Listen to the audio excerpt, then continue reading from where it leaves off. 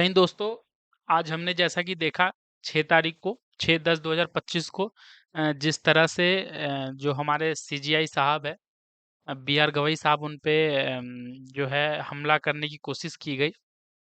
आज पूरे दिन ये न्यूज़ में रहा इस चीज़ को। इस चीज़ में जो हमारा कंसर्न हमारे देश का पूरे बार एसोसिएशन का जो बार काउंसिल है, बार काउंसिल ऑफ इंडिया, उसने अपना नोटिफिकेशन जारी कर दिया है। उन्होंने अपने नोटिफिकेशन में उस एडवोकेट को सो कॉज नोटिस इशू किया और सस्पेंड कर दिया उनके लाइसेंस को विथ इमीडिएट इफेक्ट। तो उस नोटिफिकेशन को हम पढ़ते हैं, देखते हैं बार काउंसिल ऑफ इंडिया ने क्या अपने नोटिफिकेशन में निकाला है, क्या इशू किया है और किस तरह का एक्शन लिया है उस एडवोकेट के खिलाफ। ये मनन कुमार मिश्रा जी हमारे चेयरमैन है अभी बार काउंसिल ऑफ इंडिया के।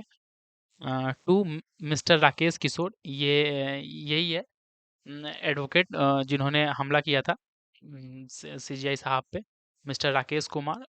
और इनका और दूसरा जो इनको भेजा है बार काउंसिल ऑफ दिल्ली में, इनका इनरोलमेंट है, उनको लेटर भेजा है बार काउंसिल ऑफ इंडिया ने। Subject immediate suspension order from practice of advocate Rakesh Kishore enrolled with bar council of Delhi vide enrolment number इतना। देन आफ्टर पूरे नोटिफिकेशन को हम पढ़ते हैं। Sir, this interim order is issued under the Advocate Act 1961 and Chapter 2, Part 6 of the Bar Council of India rules on standard of professional conduct and etiquette, particularly Section 1, Rule 1, 2, 3, which mandate that an advocate conduct himself with dignity and self-respect in court, maintain a respectful attitudes toward court, and refrain from illegal or improper means that may influence judicial proceeding। ये लिखते हैं उसके पूरे facts को, उसके बाद बताया जाता है इसमें जो एडवोकेट है जिन्होंने हमला करने की कोशिश की उनके बारे में। ऑन द बेसिस ऑफ प्रमेय facie material it appears that at about 11:35 AM on 6 October 2025 in court number 1 हमेशा सीजीआई साहब का होता है, court number 1 of the Supreme Court of India, you, that Advocate Rakesh Kishore enrolled with Bar Council of Delhi, wide enrollment number D 1647/2009, removed your sports shoes and attempt to hurl them towards the Honorable Chief Justice of India। मतलब कोशिश कर रहे थे वो अपना sports shoe है खोल के और एग्रेसिव मोड में remove your sports shoe and attempted to hurl them towards the Honorable Chief Justice of India during ongoing proceeding। ongoing proceeding वो चल रहा था उस समय। whereupon you were detained by security। हालांकि जो सिक्योरिटी थे वहां पे उन्होंने इस चीज को पकड़ लिया, उनको डिटेन कर लिया security.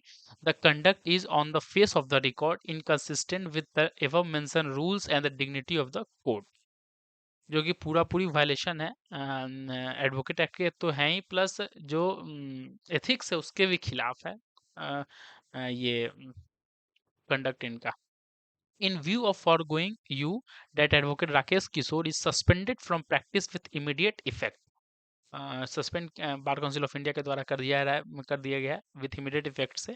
During the period of suspension you are debarred from appearing, acting, pleading और practising in any court, tribunal और authority in India.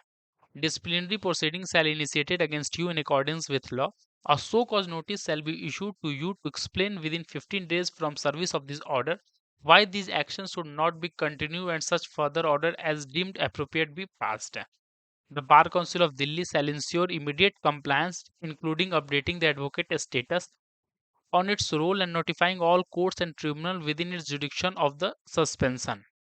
The Registry of the Supreme Court of India, the Registry of all High Courts and all District Courts shall circulate this order to filing and appearance counters and to concerned bar association including Supreme Court Bar Association। Any identity card, proximity pass or access permission issued by any court or bar association to you in the capacity of an advocate shall remain inoperative during the operation of this order। This order shall also be served through the Bar Council of Delhi, which shall serve the advocate at his enrolled address and registered email, and shall file a compliance report with the Bar Council of India within 2 days of receipt of this order।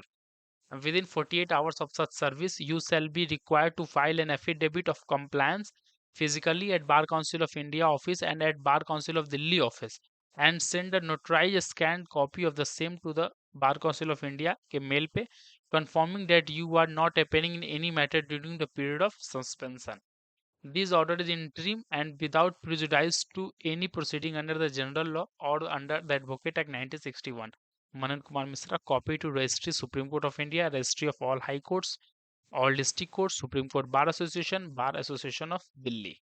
तो ये आपका जो है वो notification जारी किया गया, जो इमीडिएट इफेक्ट से सस्पेंशन ऑर्डर पास किया गया एडवोकेट के खिलाफ, जो इस तरह का एक्ट किए। इस तरह का एक्ट बहुत ही अमानवीय है। ये कल्पना से बाहर है ये विषय, क्योंकि हम जहाँ पे न्याय की उम्मीद करते हैं, जहाँ पे हम स्टैंड करते हैं, जिनसे हम प्रे करते हैं, चीज़ों जिन्हें समझाते हैं, जिनके पास पावर है चीज़ों को समझने का, न्यायमूर्ति है जो, तो हर चीज़ उनका एक अलग रिस्पेक्ट है, और लोगों का अभी भी उनके प्रति उस सीट के प्रति जो है वो काफ़ी रिस्पेक्ट है। हम बहुत उम्मीद से उस चीज़ की तरफ देखते हैं कि वहाँ से हमें न्याय मिलेगा, जस्टिस मिलेगी चीज़ों को, और बहुत भरोसा है लोगों को कोर्ट के ऊपर।